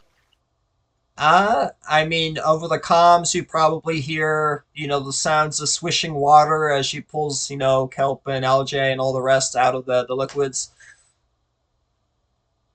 Can I move over, get over the wall to Kola to check on her? You'd have to move backwards, right? So, it's a good freehand. So wall, right? And the hexes that are adjacent to it is you're going against the wall. So if you wanted to check on her, you'd have to move back to the bridge to have line of sight, and even that's kind of a forced line of sight. Yeah. Don't come back for me. I'm fine. I shout. Okay, I'm going to then. Can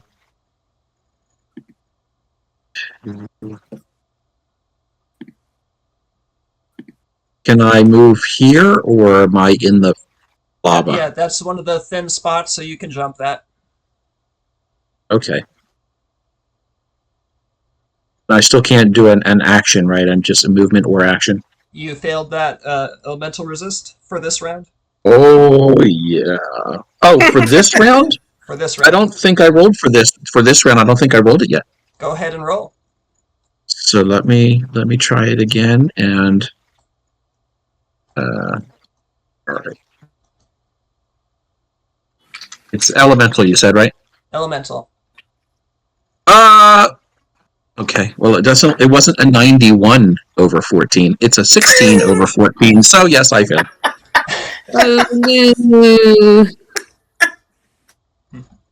All right. I will cross off another box. And I thought you were gonna say cross off another body. Oh. No bodies yet. No bodies yet. 1, 2, 3, 4, 5. That is not in anyone's row. That is good. 4, 1, 2, 3, 4. That is also not in anyone's row or column. Yeah, row. All right, so the heat bursts don't hurt anyone. Did I already do that for this round? Maybe I did. Either way, yeah. It didn't go off. Was that everyone's turn? We had. Yeah. Mm-hmm. All right. Oh yeah. So that was for the next round, top of the order. The heat burst didn't go off. Tal'eshia, you are nice and happy and safe inside this perfectly human livable bubble. What would you like to do?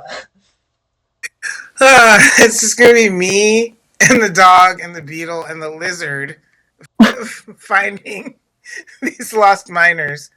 All right, so I'm just gonna look around in here, and see what I can find. Is this the kind of thing where they would have been habitating the miners? This is their HQ, right? Yeah. Focus. Okay. Okay. Ooh, another one. Nice. Only time I'm happy about ones. You will find a lot of good stuff actually on that. So let's hold that thought though right now. You are finding lots of good intel to go through. The treats for D6 because you do find the treats for D6 too. Oh, and your beetle friend drops its but it opens the container it produced, and out of it topples a person that kind of looks like a doctor. Living? What? And it's a living person, like a not particularly happy living person, living in the bottle of goo for a while, but it is a living person. Oh wow. Okay. So, is this living person conscious? Not particularly, actually. It is living but not conscious. You can take a compassion roll. Yeah, you did a nat 1, so I'll let you take a compassion roll to try and wake him up. But he is living Okay. and stable. A 2 under 10. Nice. I guess Wait, I can't complain. The alternative was magma. Thank you, fellow beetle thing. He's kind of barfs from the goo. I mean, the goo was fireproof. It was very useful for survival. Thank you, Mr. Beetle. But now he really wants a shower. Uh, who are you? I'm Tal'eshia. Who are you? I'm Dr. Camillo. What are you doing in a magma beetle? Well, wait. Have you found the anyone else in the bubble? And at this point, you hear like a little pitter patter of feet, and 6 human kids in the bubble, life support bubble, kind of come out of hiding, and like Camillo, you survived, you know. And they kind of all gather around Camillo. You probably have lots of questions right now because now there's kids in the bubble that were hiding before. Lots of questions have opened up. Over comms, Amara, you hear the kind of sickly awakening of Camillo. What would you like to do? I'm gonna say to Tal'eshia, oh, you found him. Well done, fantastic. I knew that old bugger would show up somewhere. Well, give him my regards. I'll be right over, assuming I don't pass out before then. And on that good note, let's take that elemental resist. Ha ha ha. Uh-oh. Admittedly, right now, you probably don't need actions, you just need to GTFO. Yep, that is correct. Go ahead and move, Amara. Oh, am I the only one who has to do anything left? Okay. Oh, well, One. Dog will go, Mad Dog will, not Mad Dog, Big Dog will go after you. Okay. Make a break for it. Let's go. So wait, you were like here, right?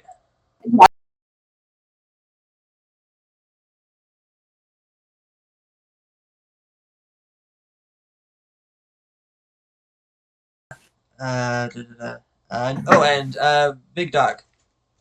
Mad Dog. What? Yeah, big dog. It's big. Or major, big dog. We already have a dog in the party, so you stick with Big major. mad dog. I know, it's getting All right. confusing. Let's see if I can fail again. So I have. Oh, I am so consistent with my 15 over 14. Well, Yikes. like Amara, you just need the GTFO probably, and you are within GTFO distance. I will say that I am narrowing the gap to starting to roll successfully. It's getting You'll get smaller there. and smaller. You'll get there. That's I important. will get there. It's all It is progress. important. So yeah, I mean, if my 3 things will take me right over to the. You can't occupy a space that someone else is already in, correct? Within the life support bubble, you're kind of leaving combat, quote unquote. So once you get to that bubble, you are safe. Okay, so I can come over here then, Yeah. because as opposed to going to the where D6 is. Okay, so I enter the bubble and I'm gonna see all the animals and all the kids, and I'm gonna say, Tal'eshia, what is this? Are you starting a petting zoo?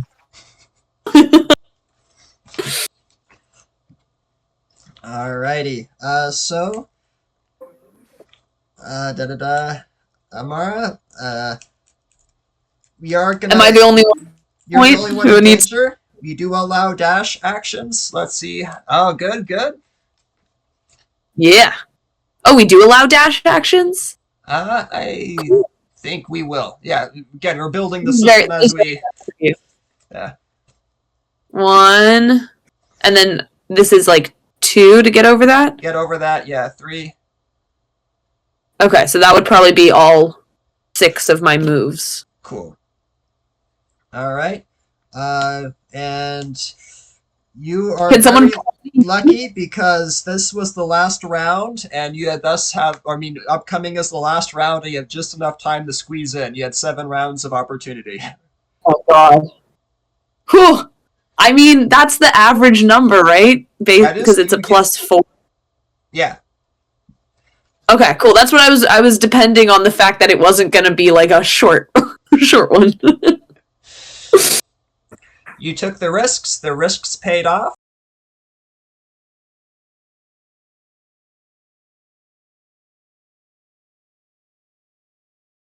Back, we just had our first encounter in the system, and so I want your honest feedback, and do be honest.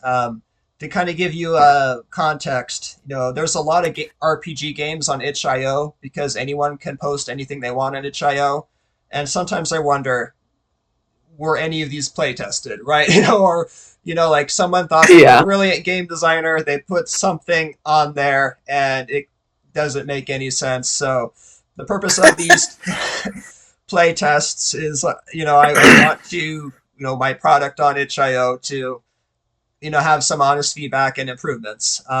So Dennis, we were discussing some feedback regarding movement. You asked why the movement was so tight, right? Yeah. So the reason, at least in this draft, the movement's so tight is, I really wanted that pressure of I need to get back in time to be part of the thing. But I'm noticing that when the large hexes are causing a lot of problems. What's a wall? What's lava? When there's both ground and lava in a hex. So if I make the hexes smaller and increase the speed, players will have more positional choice. Is one of the feedbacks I'm hearing. Because we crashed into that a lot. Can I stand here? Can I? And part of me is the bad mapping. I know I tried to make that dark gray a wall. It just looks like darker ground. So that will all be things to adjust. But yeah, we'll go in a circle. Dennis, since we started with what you said during break, do you want to start? Sure. The gameplay seems very straightforward. I do like that the rolling is pretty simple. Even though I am no good at it. It's not you, it's math, the dice. You need a dice. I always blame the dice. Yeah. When I roll a d20 and I can see a 91 on there, then I know that it's the dice. But I mean, it's pretty straightforward. The only issue that I was having was, we already discussed it, was the movement seemed very limited. But your suggestions, I think, would at the very least improve it, if not resolve it entirely. And then and I don't know if it's just because the choices that we made split the party up the way it did, or if the benefit of Tal'eshia's movement really drove the separation some. It did feel a little unbalanced. But again, the choices that we make, I could have continued going in the direction that Tal'eshia did, and I chose to do some mining. But I don't know if this is going to benefit us or not, but my feeling was, if I do the mining now, then I have those resources for later on when they're needed, as opposed to encountering greater threats later on and not having the stockpile of goods that we might need for those situations. But obviously that's a choice that you make as you play.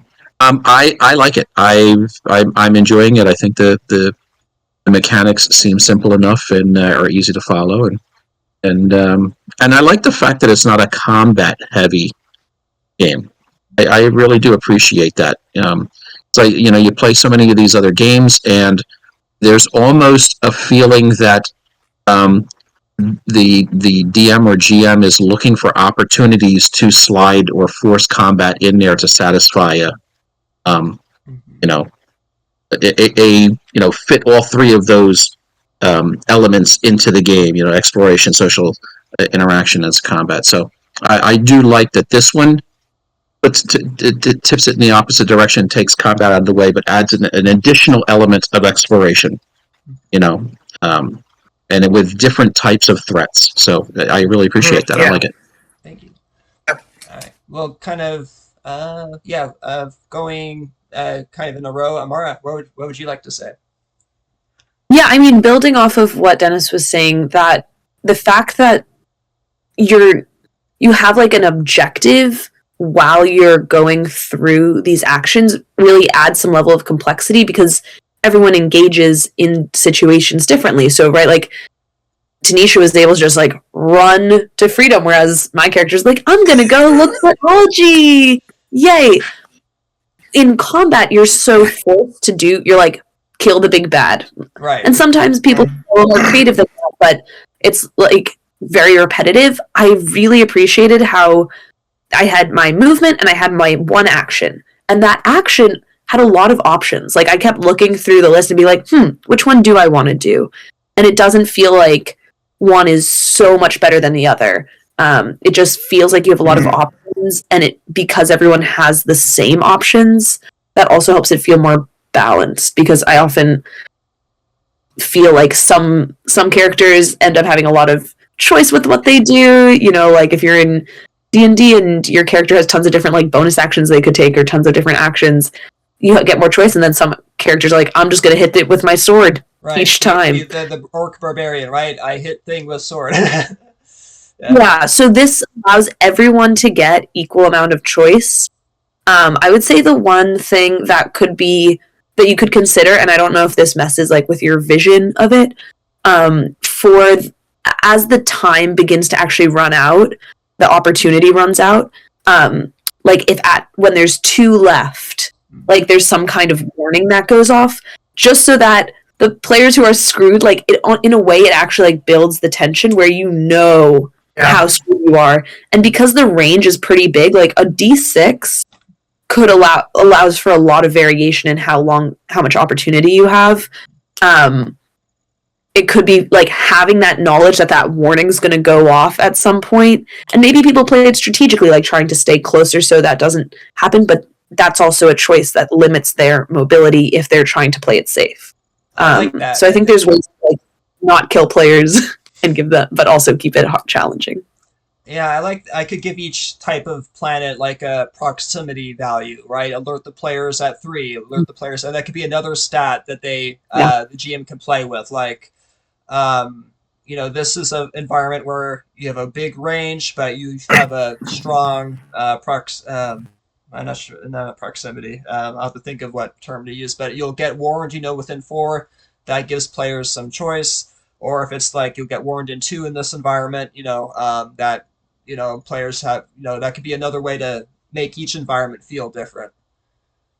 Yeah. It could also be just like a universal, like every time you're warned 2, and so then players are kind of waiting for that. So you could just decide like what feels easiest for the DM, or for like building consistency into how this kind of exploration feels. Mm-hmm. That's my suggestion, but it was really like a very fun and smooth to run. And the consequences are great. I love those consequences of like an action or a move. You're not forced to do one or the other, so you still get choice.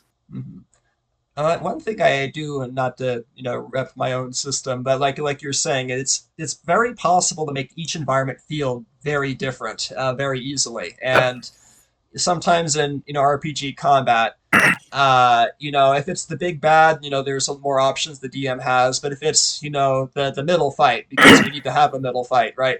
A lot of them can feel the same, right? Okay, maybe this one has resistance to something or other, but but now Tal'eshia, Arwen, you got to interact with a lot of stuff. Yeah, no, I mean, I was really Amara definitely was definitely in my head, because that's kind of what I was thinking too, is that it would be really cool to have different kinds of warnings based on the environment that you're in. Because I like the idea of some sort of like, we don't know how much time is left, so I like it where it's to a degree we don't know. Right? And then once it's critical, then all of a sudden it's like, oop, now you really need to like be, conscious of what you're doing and how you're doing it, because we only have X amount of time left based on where we are. There is a lot of opportunity because you've gone through the pains of making each environment different, and so each environment should react differently, or yeah, each environment should react differently in terms of when the danger level is high. When do we know? What do we know? And that kind of thing, just to make it each environment more unique. And so, again, also really like the fact that there's danger that's not necessarily combat. I was thinking about the beasties, and I like the idea of the potential of taming or befriending, but at the stage right now, I'm not sure. There could be some tension there too, like in terms of whether this beast can be tamed and what happens if it is tamed, or there's an attempt to tame, and that might be built into if you fail, maybe something crazy happens. I don't know.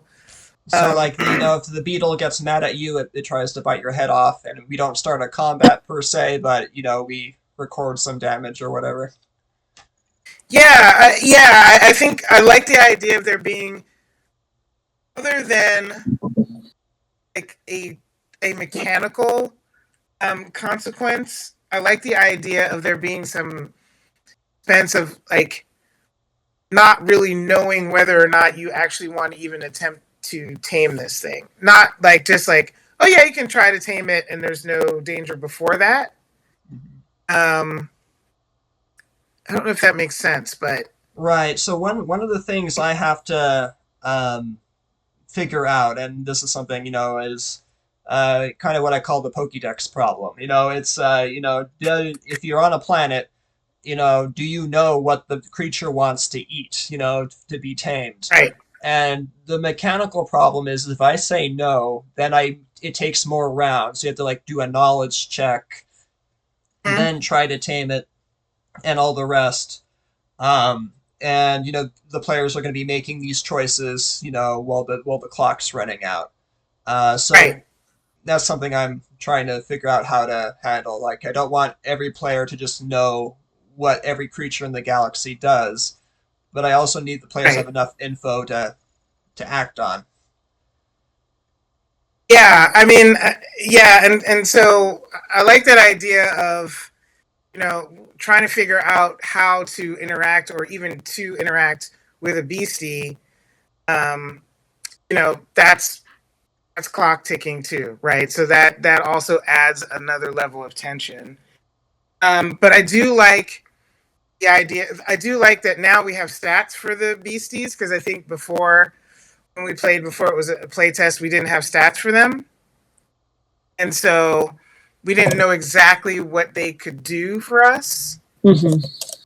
And so that makes them more useful, right? Immediately, like, oh, cool, like, great. We're stoked to have this thing in our party. And so the other thing I was thinking about was mining. So I understand that mining is an action.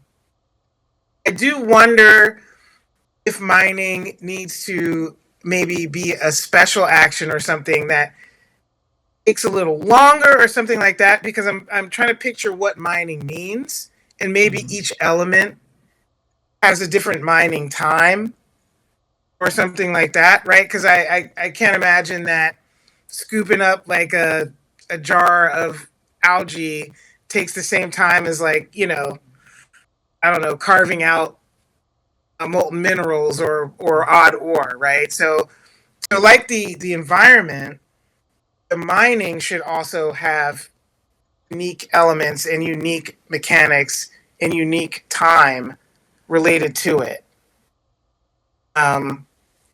Because if it's just like, oh yeah, I can just mine like this, like this, like this, like this, then it's kind of like, all right, well, it's, cool, that's good, that's going to benefit us, but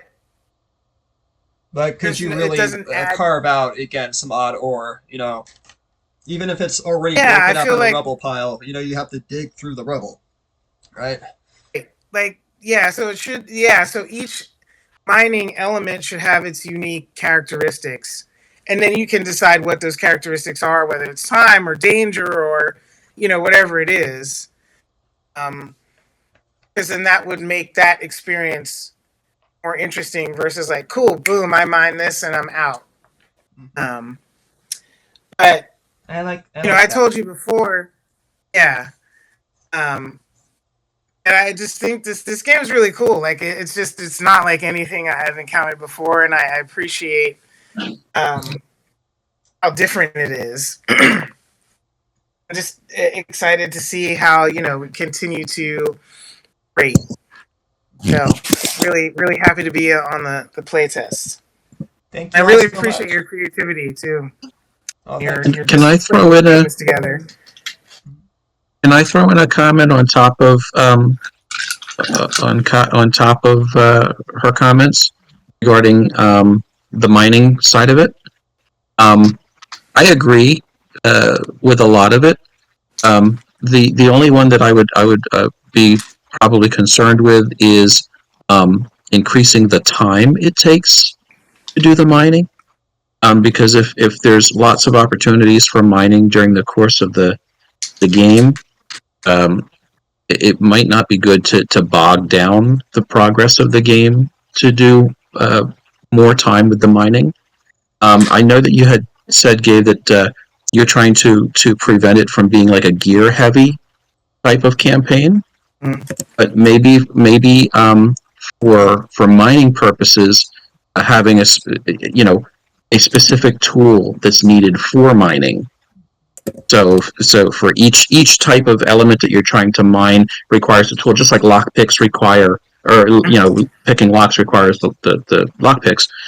So if you increase the difficulty of mining and having the tool to do the mining benefits you, and if you're just trying to mine without the tool, then it's just harder. Mm-hmm. Yeah, it's a good idea. Maybe that would be a way to go. Yeah, so cool. I do. Yeah, I think it's the biological ones, herbs, algae, sap. I think it's coherent for those to be one action. Because again, these aren't like 6-second actions, right? No one climbed over those gears in 6 seconds, right? So the time frame is longer for what an action is. And then I think the biologicals, it makes sense that someone could scoop up some algae, pick out the useful herbs they found. It's molten minerals and odd ore where things get a little thematically weird, right? Because these are rocks, presumably. It's right. I mean, one way to balance that is if you have fewer ore and fewer minerals necessary to create whatever you're trying to create. So it's like, oh, you just need one. Mm-hmm. And it's okay if they're more valuable because of the time that they take. I would agree that like making everything take more time would make it like a less appealing option to do. And I do think it's like a fun thing where you're trying to like chase down a resource during the exploration, but you have to keep like, I liked the fact that I had to go backwards and like be like, oh god, time to make a break for it, because I was chasing down that mineral that I knew I could get pretty quickly. Mm-hmm. So wait,